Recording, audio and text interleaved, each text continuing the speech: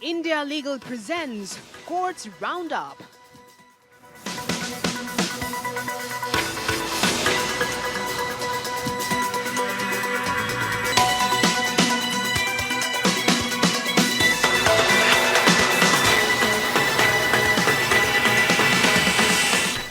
Doctor ortho Ayurvedic oil and capsule, अब दर्द भी घुटने टेकेगा।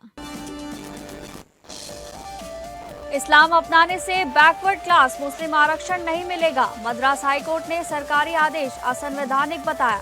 कहा, धर्म परिवर्तन से जन्म आधारित समुदाय नहीं बदलता। कोर्ट ने 7 मुस्लिम समुदायों की पहचान बरकरार रखी। अनिल अंबानी ने NCLAT में अपील दाखिल की। SBI की दिवाला कार्रवाई को अंबानी ने चुनौती दी। मामला 853 करोड़ रुपए डिफॉल्ट से जुड़ा है। राहुल गांधी और कार्तिकेय से विवाद खत्म हुआ। मानहानि केस आपसी सहमति से समाप्त हुआ। राहुल गांधी ने बयान पर खेद जताया। कर्नाटक हाईकोर्ट ने पुलिस को लगाई कड़ी फटकार। कहा, सिर्फ वर्दी से मनमानी का अधिकार नहीं मिलता। अवैध गिरफ्तारी पर अधिकारियों के खिलाफ जांच होगी।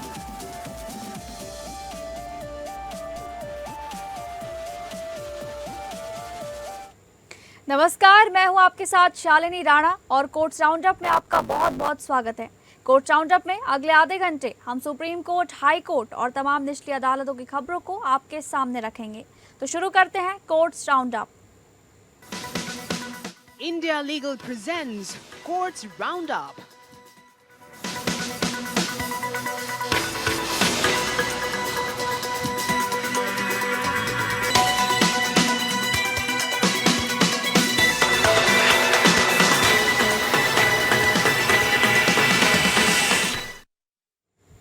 कोर्ट से जुड़ी खबरों का रुख करेंगे, जहां पर मद्रास हाई कोर्ट ने एक अहम फैसले में तमिलनाडु सरकार के उस आदेश को असंवैधानिक घोषित कर दिया है जिसके तहत पिछड़ी जाति, अति पिछड़ी जाति, डिनोटिफाइड समुदाय या अनुसूचित जाति से इस्लाम अपनाने वाले व्यक्ति को पिछड़ा वर्ग मुस्लिम यानी कि BC मुस्लिम मानकर आरक्षण का लाभ देने का रास्ता खोला गया था। जस्टिस GR स्वामीनाथन और जस्टिस PB बालाजी की डिवीजन बेंच ने कहा कि केवल इस्लाम धर्म अपनाने से कोई व्यक्ति उन मुस्लिम समुदायों में शामिल नहीं हो सकता जिन्हें पिछड़ा वर्ग के रूप में अधिसूचित किया गया है। कोर्ट ने कहा कि किसी सरकारी आदेश के जरिए पुराने न्यायिक फैसलों को बदला नहीं जा सकता। तमिलनाडु पिछड़ी जातियां, अनुसूचित जातियां और अनुसूचित जनजातियां शैक्षिक संस्थानों में सीटों का आरक्षण और राज्य सेवाओं में नियुक्तियों में आरक्षण अधिनियम 1993 के तहत 7 मुस्लिम समुदायों को पिछड़ा वर्ग मुस्लिम के रूप में अधिसूचित किया गया है। इनमें अंसार दक्कनी मुसलमान, दुबेकुला, लबाई जिसमें रोवथर और मरकयार शामिल हैं, मापिला, शेख और सैयद शामिल हैं। मामला समीर अहमद की याचिका से जुड़ा था। समीर ने वर्ष 2015 में हिंदू धर्म छोड़कर इस्लाम अपनाया था। वर्ष 2016 में उनके धर्म परिवर्तन को लेकर गजट अधिसूचना भी जारी हुई थी। उन्होंने इस्लामी रीति रिवाजों के अनुसार विवाह किया और उनके 2 बच्चे भी हैं। इसके बाद उन्होंने खुद को मुस्लिम लेबाई समुदाय का सदस्य बताते हुए समुदाय प्रमाण पत्र के लिए आवेदन किया, जिसे तहसीलदार ने खारिज कर दिया। समीर ने दावा किया कि 9 मार्च 2024 के सरकारी आदेश के तहत उन्हें मुस्लिम लेबाई समुदाय का प्रमाण पत्र दिया जा सकता है। इस सरकारी आदेश में कहा गया था कि अगर कोई पिछड़ा वर्ग, अति पिछड़ा वर्ग या अनुसूचित जाति का व्यक्ति इस्लाम अपनाकर अधिसूचित 7 मुस्लिम समुदायों में से किसी एक से जुड़ता है तो उसे प्रमाण पत्र दिया जा सकता है।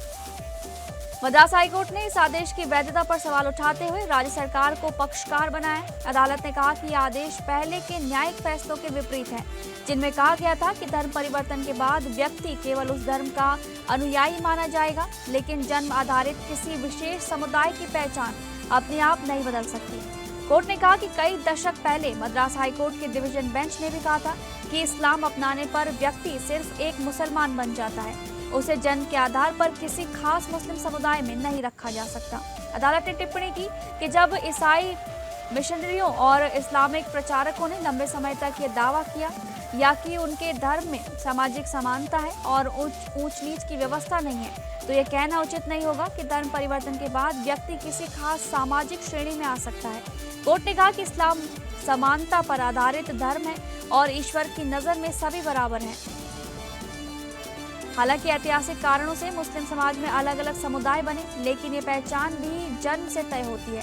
अदालत ने कहा कि जैसे कोई व्यक्ति जन्म से रोवथर, मरकयार या दक्कनी मुस्लिम होता है, वैसे ही केवल धर्म परिवर्तन के आधार पर कोई व्यक्ति उस समुदाय का सदस्य नहीं बन सकता। राज्य सरकार ने अपने बचाव में कहा कि ये आदेश मनमाने तरीके से नहीं लाया गया था। तमिलनाडु पिछड़ा वर्ग आयोग की सिफारिश के बाद इसे जारी किया गया था। सरकार का तर्क था कि इसका उद्देश्य उन लोगों को आरक्षण के लाभ से वंचित होने से बचाना था जो पिछड़े वर्ग के आधार पर आरक्षण पा रहे थे और बाद में इस्लाम में परिवर्तित हो गए, लेकिन हाईकोर्ट ने इस दलील को स्वीकार नहीं किया। अदालत ने कहा कि यह आदेश पुराने न्यायिक फैसलों को निष्प्रभावी करने का प्रयास है जो संविधान के अनुरूप नहीं है। कोर्ट ने इसे न केवल असंवैधानिक बल्कि इस्लाम की मूल भावना के भी विपरीत बताया। अदालत ने कहा कि धर्म परिवर्तन के बाद किसी व्यक्ति को किसी विशेष मुस्लिम जाति या समुदाय में शामिल मानना तर्कसंगत नहीं है। कोर्ट ने सरकारी आदेश को रद्द करते हुए राजस्व अधिकारियों के उस फैसले को सही ठहराया जिसमें समीर अहमद को मुस्लिम लेबाई समुदाय का प्रमाण पत्र देने से इनकार किया गया था। इस फैसले के बाद स्पष्ट हो गया है कि केवल इस्लाम अपनाने के आधार पर कोई व्यक्ति तमिलनाडु में अधिसूचित पिछड़ा वर्ग मुस्लिम समुदाय के आरक्षण लाभ का स्वतः हकदार नहीं बन सकता।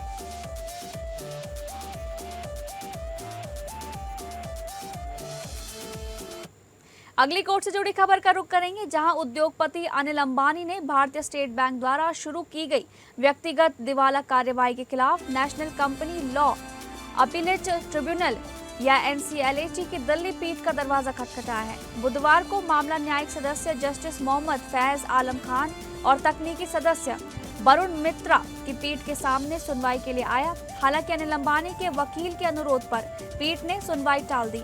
अब मामले की सुनवाई 10 जुलाई 2026 को उपयुक्त पीठ के समक्ष होगी। यह पीठ नेशनल कंपनी लॉ ट्रिब्यूनल यानी कि NCLT की मुंबई पीठ के 11 जून 2026 के आदेश के खिलाफ दायर की गई है। NCLT ने अपने आदेश में अनिल अंबानी के खिलाफ व्यक्तिगत दिवाला प्रक्रिया शुरू करने की अनुमति दी थी। ये मामला Reliance Communications and Reliance Infratel Limited को दिए गए कर्ज की गारंटी से जुड़ा है, जिसमें 853 करोड़ 25 लाख रुपए के डिफॉल्ट का दावा किया गया है। मामला वर्ष 2016 में RCOM को दिए गए 565 करोड़ रुपए और RITL को दिए गए 635 करोड़ रुपए के कर्ज से जुड़ा हुआ है। अनिल अंबानी ने 23 सितंबर 2016 को SBI के पक्ष में व्यक्तिगत गारंटी दी थी।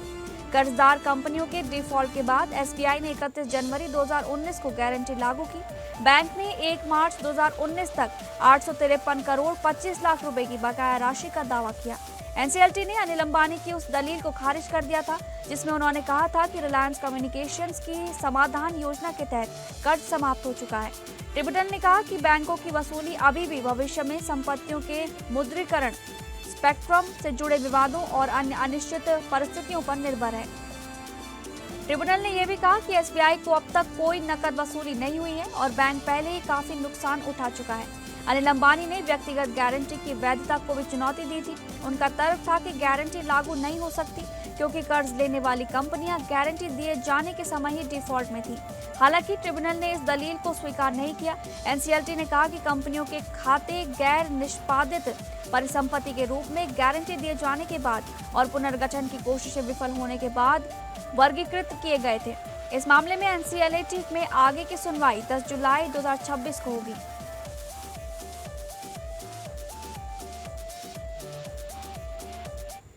अगली कोर्ट से जुड़ी खबर, मध्य प्रदेश की राजनीति से जुड़ा एक चर्चित मानहानि विवाद गुरुवार को सौहार्दपूर्ण तरीके से समाप्त हो गया। लोकसभा में नेता प्रतिपक्ष राहुल गांधी और मध्य प्रदेश के पूर्व मुख्यमंत्री शिवराज सिंह चौहान के बेटे कार्तिकेय सिंह चौहान के बीच चल रहा मानहानि केस अब खत्म हो गया है। ये मामला वर्ष 2018 के झाबुआ में हुई एक चुनावी सभा से जुड़ा था। आरोप था कि राहुल गांधी ने पनामा पेपर्स लीक मामले का जिक्र करते हुए कार्तिकेय सिंह चौहान का नाम लिया था। इसके बाद कार्तिकेय सिंह चौहान ने भोपाल की सांसद विधायक अदालत यानी कि एमपी एमएलए कोर्ट में राहुल गांधी के खिलाफ मानहानि की शिकायत दर्ज कराई थी। कार्तिकेय ने अपनी शिकायत में कहा था कि राहुल गांधी के बयान से उनकी प्रतिष्ठा को नुकसान पहुंचा है। मामले की सुनवाई के दौरान भोपाल की अदालत ने दिसंबर 2024 में राहुल गांधी को व्यक्तिगत रूप से पेश होने के लिए समन जारी किया था। इसके बाद राहुल गांधी ने हाईकोर्ट का रुख किया था। मध्य प्रदेश हाईकोर्ट में सुनवाई के दौरान राहुल गांधी ने आवेदन दाखिल कर इस घटना पर खेद व्यक्त किया। उन्होंने कहा कि उस समय गलती से उनके मुंह से कार्तिकेय सिंह चौहान का नाम निकल गया था, जबकि उनका इरादा किसी अन्य व्यक्ति का नाम लेने का था। राहुल गांधी ने अपने बयान पर खेद जताते हुए अदालत से राहत की मांग की। इसके बाद कार्तिकेय सिंह चौहान ने भी राहुल गांधी के खेद को स्वीकार कर लिया। दोनों पक्षों के बीच सहमति बनने के बाद ये लंबा चल रहा हाई प्रोफाइल मानहानि विवाद समाप्त हो गया है। अब इस मामले में आगे किसी कानूनी कार्रवाई की संभावना नहीं है।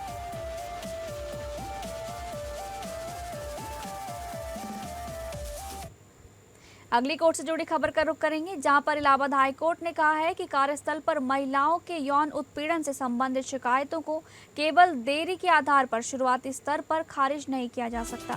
शिकायत दर्ज करने में देरी के कारणों पर उचित विचार करना जरूरी है।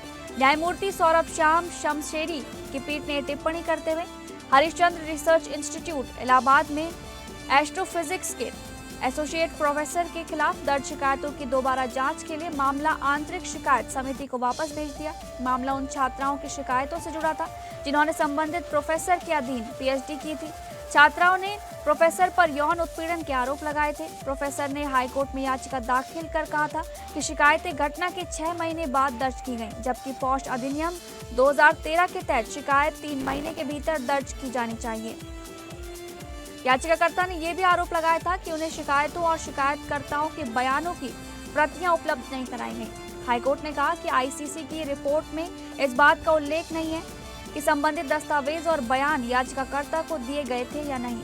साथ ही ये भी स्पष्ट नहीं था कि याचिकाकर्ता ने जिरह क्रॉस एग्जामिनेशन की मांग की थी या नहीं। अदालत ने माना कि आईसीसी ने पॉक्सो कानून के तहत निर्धारित प्रक्रिया का पूरी तरह पालन नहीं किया। कोर्ट ने कहा कि केवल इस आधार पर कि शिकायतों में घटनाओं की सटीक तारीख नहीं दी गई है या शिकायत देर से दर्ज हुई है, उन्हें शुरुआती स्तर पर खारिज नहीं किया जा सकता। अदालत ने कहा कि कई परिस्थितियों में देरी को नजरअंदाज किया जा सकता है, क्योंकि यौन उत्पीड़न की शिकायतें अक्सर तुरंत दर्ज नहीं की जाती, खासकर तब जब शिकायतकर्ता आरोपी व्यक्ति के अधीन काम कर रहा हो और उनके भविष्य पर असर पड़ने की आशंका हो। हाईकोर्ट ने संबंधित आदेश को रद्द करते हुए आईसीसी को निर्देश दिया कि वह शिकायतों में देरी की अवधि, घटनाओं की तारीख और देरी से शिकायत दर्ज करने के कारणों पर विचार करें। इसके बाद आईसीसी को नए सिरे से फैसला लेना होगा कि शिकायतों को प्रारंभिक स्तर पर खारिज किया जाए या आगे जांच जारी रखी जाए। ये मामला डॉक्टर तपस कुमार दास बनाम हरिश्चंद्र रिसर्च इंस्टीट्यूट एवं अन्य से जुड़ा हुआ है।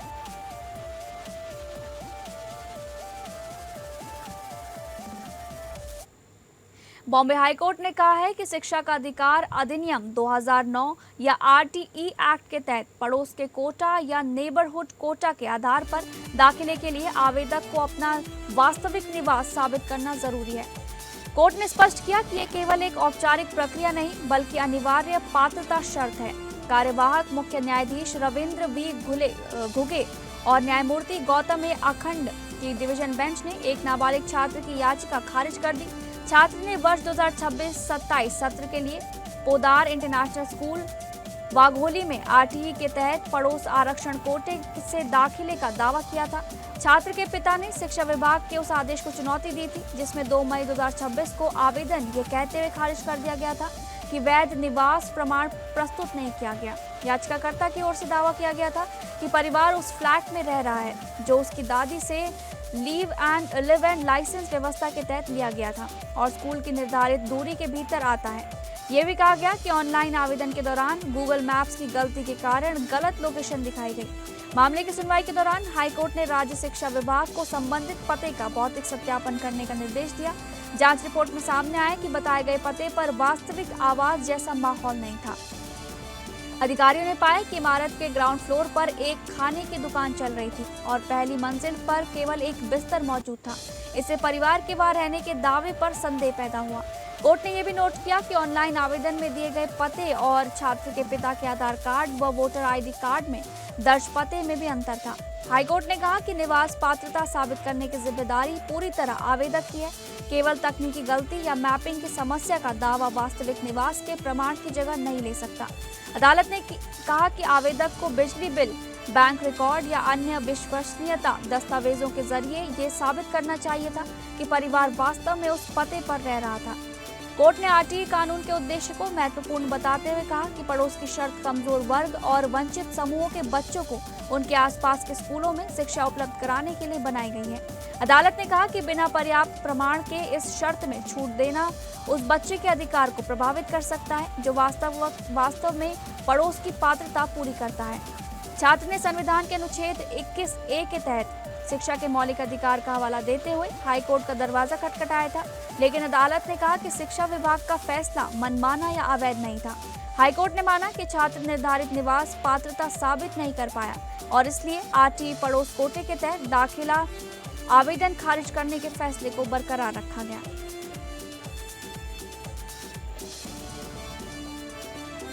कोर्ट से जुड़ी खबरों में आगे बढ़ेंगे। कर्नाटक हाईकोर्ट ने पुलिस अधिकारियों को अवैध गिरफ्तारी और कानून के तय नियमों का पालन नहीं करने पर कड़ी फटकार लगाई है। अदालत ने कहा कि पुलिस को केवल वर्दी पहनने से नागरिकों के साथ मनमानी करने का अधिकार नहीं मिल जाता। जस्टिस एम नागप्रसन्ना ने एक मामले की सुनवाई करते हुए कहा कि किसी व्यक्ति को जेल भेजना कोई खेल नहीं है। अगर कोई अपराध हुआ है तो कानून के अनुसार कार्रवाई होनी चाहिए, लेकिन बिना नियमों का पालन किए किसी को गिरफ्तार नहीं किया जा सकता। कोर्ट ने एक जालसाजी मामले में गिरफ्तार व्यक्ति को तुरंत रिहा करने का आदेश दिया और बागलूर पुलिस स्टेशन के जांच अधिकारी के खिलाफ विभागीय जांच शुरू करने के निर्देश दिए। मामला उस शिकायत से जुड़ा था जिसमें पत्नी ने अपने पति पर हस्ताक्षर फर्जी करने, साझेदारी दस्तावेज बनाने और उसकी जानकारी के बिना बैंक खाता खोलने का आरोप लगाया था। आरोपी के वकील ने अदालत को बताया कि एफआईआर 19 दिसंबर 2025 को दर्ज हुई थी, लेकिन 3 महीने से ज्यादा समय तक कोई प्रभावी जांच नहीं हुई। इसके बाद अचानक आरोपी को गिरफ्तार कर लिया गया। हाईकोर्ट ने कहा कि पिछली जांच अधिकारी ने 3 महीने तक कोई महत्वपूर्ण जांच नहीं की। इसके बाद नए स्टेशन हाउस ऑफिसर ने मामले में रुचि दिखाई और आरोपी को गिरफ्तार कर लिया। अदालत ने कहा कि सुप्रीम कोर्ट के फैसलों के अनुसार 7 साल या उससे कम सजा वाले अपराधों में गिरफ्तारी अंतिम विकल्प होनी चाहिए। कोर्ट ने पाया कि इस मामले में गिरफ्तारी का कोई ठोस कारण नहीं था। केवल यह कहना कि आरोपी जांच में सहयोग नहीं कर रहा था गिरफ्तारी का पर्याप्त आधार नहीं हो सकता। हाईकोर्ट ने कहा कि जांच अधिकारी को कानून के खिलाफ काम करने के लिए जिम्मेदार ठहराया जाना चाहिए। कोर्ट ने विभागीय जांच कर 12 हफ्तों में रिपोर्ट पेश करने का निर्देश दिया। एक अन्य मामले में कर्नाटक हाईकोर्ट ने चित्रदुर्ग महिला पुलिस थाने के इंस्पेक्टर को भी अवैध गिरफ्तारी को लेकर फटकार लगाई। ये मामला एक ऐसे व्यक्ति से जुड़ा था जिस पर शादी का झांसा देने का आरोप था। पुलिस ने मुख्य आरोपी के भाई को भी गिरफ्तार कर लिया, जबकि उसका कथित अपराध से कोई सीधा संबंध नहीं था। जस्टिस नागप्रसन्ना ने कहा कि पुलिस गिरफ्तारी की शक्ति का दुरुपयोग कर रही है। उन्होंने पूछा कि जब दूसरा आरोपी मुख्य अपराध से जुड़ा ही नहीं था तो उसे जेल क्यों भेजा गया। अदालत ने टिप्पणी की कि पुलिस के लिए गिरफ्तारी कोई खेल नहीं हो सकती, क्योंकि गिरफ्तारी का असर व्यक्ति की पूरी जिंदगी पर पड़ता है। कोर्ट ने कहा कि कानून का गलत इस्तेमाल बर्दाश्त नहीं किया जाएगा और भविष्य में ऐसी हरकत मिलने पर अधिकारियों के खिलाफ निलंबन जैसी कार्रवाई की जा सकती है। कोर्ट ने यह भी कहा कि मजिस्ट्रेटों को भी रिमांड देते समय सावधानी बरतनी चाहिए। बिना दिमाग लगाए रिमांड आदेश देना न्यायिक जिम्मेदारी के खिलाफ है।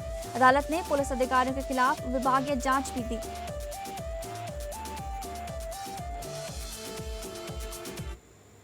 अगली कोर्ट से जुड़ी खबर। कर्नाटक हाई कोर्ट ने 17 वर्षीय नाबालिग लड़की से शादी करने और उसके साथ शारीरिक संबंध बनाने के आरोपी 28 वर्षीय युवक को जमानत दे दी है। अदालत ने अपने आदेश में कहा कि प्रथम दृष्टया ऐसा लगता है कि लड़की को अपने फैसलों के परिणामों की सांसारिक समझ थी। जस्टिस एस विश्वजीत शेट्टी की एकल पीठ ने मामले की सुनवाई करते हुए कहा कि आरोपी और पीड़िता एक दूसरे को पसंद करते थे। उन्होंने मंदिर में शादी की थी और लंबे समय तक किराए के मकान में साथ रहे थे। अदालत ने कहा कि घटना के समय लड़की की उम्र लगभग 17 वर्ष थी और उसके व्यवहार से ऐसा प्रतीत होता है कि वह अपने फैसले के परिणामों को समझने की स्थिति में थी। कोर्ट ने यह भी स्पष्ट किया कि अभी मुकदमे की सुनवाई शुरू नहीं हुई है और आरोपी के खिलाफ लगाए गए आरोपों को ट्रायल के दौरान साबित किया जाना बाकी है। मामला कोलार जिले के श्रीनिवासपुर पुलिस स्टेशन से जुड़ा हुआ है। पीड़िता की मां ने 16 मई 2025 को शिकायत दर्ज कराई थी कि उनकी बेटी 28 अप्रैल 2025 को कॉलेज जाने के बाद घर वापस नहीं लौटी। जांच के दौरान पुलिस ने आरोपी और लड़की को तलाश लिया और आरोपी को गिरफ्तार कर लिया। निचली अदालत ने 25 अक्टूबर 2025 को आरोपी की जमानत याचिका खारिज कर दी थी, जिसके बाद उसने हाई कोर्ट का रुख किया। सुनवाई के दौरान अदालत ने मजिस्ट्रेट के सामने दर्ज लड़की के बयान पर भी गौर किया। लड़की ने कहा था कि वो अपनी मर्जी से आरोपी के साथ गई थी। दोनों ने शादी की और पति पत्नी की तरह रह रहे थे।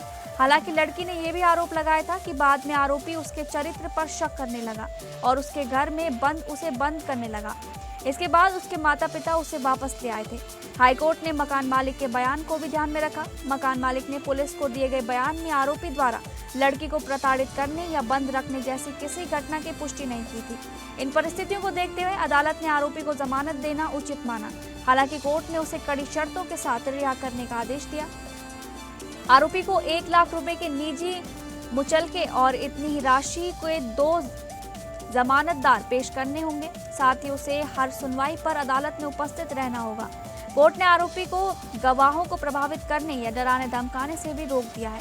आरोपी के खिलाफ भारतीय न्याय संहिता, पॉक्सो अधिनियम और बाल विवाह निषेध अधिनियम की संबंधित धाराओं के तहत मामला दर्ज किया गया है।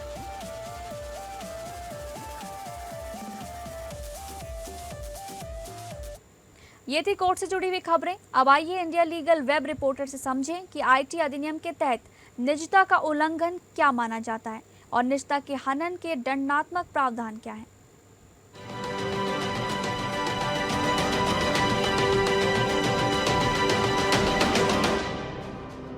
क्या आप जानते हैं कि किसी व्यक्ति की पर्सनल इन्फॉर्मेशन या फोटोग्राफ्स को बिना उसकी परमिशन के ऑनलाइन सेंड करना सिर्फ गलत ही नहीं बल्कि कानूनी ऑफेंस भी हो सकता है। इंफॉर्मेशन टेक्नोलॉजी एक्ट 2000 ऐसे ब्रीच ऑफ प्राइवेसी के लिए स्पेसिफिक लीगल प्रोविजंस प्रोवाइड करता है। सेक्शन 66C के तहत अगर कोई व्यक्ति किसी दूसरे इंसान की प्राइवेट या इंटीमेट इमेज बिना उसकी कंसेंट के इंटेंशनली कैप्चर, पब्लिश या ट्रांसमिट करता है तो उसे 3 साल तक की सजा, 2 लाख तक का फाइन या दोनों हो सकता है। सेक्शन 72 के तहत अगर कोई व्यक्ति आईटी एक्ट के अंतर्गत प्राप्त किसी इलेक्ट्रॉनिक रिकॉर्ड या कॉन्फिडेंशियल इंफॉर्मेशन को कंसर्न पर्सन की कंसेंट के बिना डिस्क्लोज करता है तो उस पर 5 लाख तक का पेनल्टी लग सकती है। इसी तरह सेक्शन 72A के तहत अगर कोई सर्विस प्रोवाइडर या इंटरमीडियरी किसी व्यक्ति की पर्सनल इंफॉर्मेशन को बिना कंसेंट या लॉफुल कॉन्ट्रैक्ट का उल्लंघन करते हुए डिस्क्लोज करता है तो उस पर 25 लाख तक की पेनल्टी लग सकती है। हाल ही में 2026 में दिल्ली हाई कोर्ट ने Lakshyaveer Singh Yadav versus Union of India case में राइट टू बी फॉरगेटन को आर्टिकल 21 के राइट टू प्राइवेसी का एक इंपॉर्टेंट फैक्ट माना और होल्ड किया कि एप्रोप्रिएट केसेस में किसी व्यक्ति का नाम सर्च इंजन रिजल्ट्स या और जुडिशियल रिकॉर्ड से डे इंडेक्स या मास्क किया जा सकता है। Do follow us for more legal updates.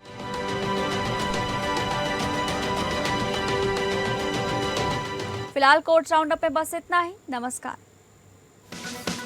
India Legal presents Courts Roundup.